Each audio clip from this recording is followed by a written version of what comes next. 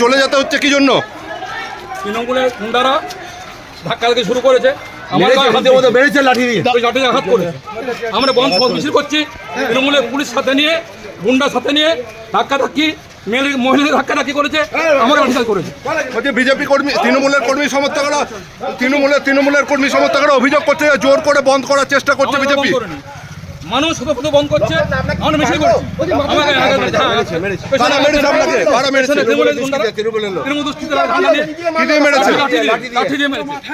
মাথা মেরেছে, হাতে মেরেছে, আমরা জানি না এখনো এই মুহূর্তে জানি না। পুলিশ দর্শক পেছনে পুলিশ হাঁটছে, সামনে গুন্ডারা আসছে, পেছনে পুলিশ হাঁটছে, আমার তাড়া করছে।